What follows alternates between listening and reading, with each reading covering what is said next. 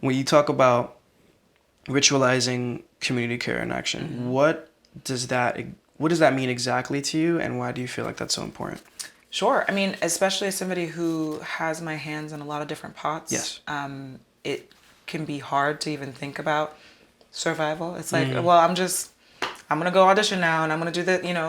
I've always had a lot on my plate ever since I was here in the city as a kid. Between like bass practice, I was an instrumentalist coming up in the faith in school.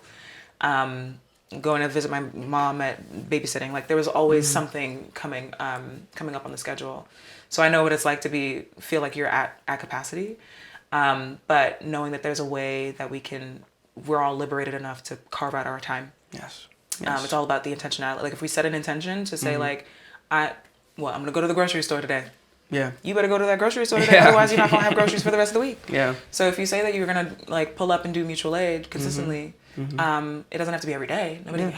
I certainly don't have the energy to do that. That's really there might be folks that are out there that can and have the resources to do so. Correct. As well.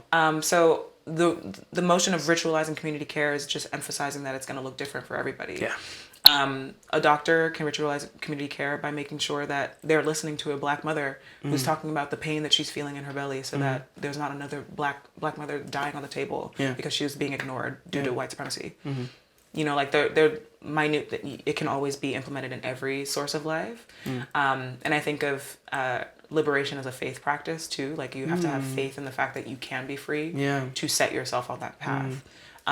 This is not to sound like woo juju at all, but like it's genuinely a state of being, a state of mind. And if you don't have community to remind you that, if you don't have the practice that you're able to build yourself, because nobody's going to build it for you. It's an intentional act that we get to carve together, and are always in dialogue about. For our merch designer, for instance, Kazkan, who I also had found in the pandemic. I was like, you're Afro punk energy. Yeah, we need this as part of our merch. And so like talking about, we had on IG Live this year talking about how we have to imagine ourselves in freedom to be able to build towards it, because otherwise we've already lost the battle. So thinking of it as less of a battle and more of a, okay, how can I suit up? Because we're not to be in fight mode all the time. It ain't comfortable, it ain't cute, and I certainly deserve better. Ease is the bottom line there too. So that's something that we work towards in our ritual intentionally there.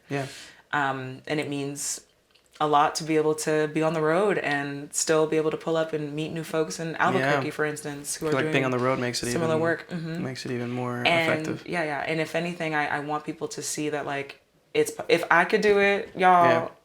I know y'all could pull up. If I because between the things that I do, sometimes I just scratch my head. I'm like, how did I do that? I know I haven't done it alone, but it's possible.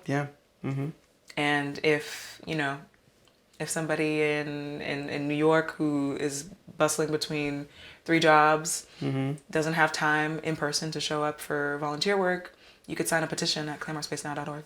Go ahead, /action items. That's you've done a practice. So you've made a practice of doing one thing, and that has actually moved the movement forward in your own way. So that's what I would say it means to me. No, that's beautiful. I love it. There are so many ways to be active, and it can be as simple as educating yourself as well.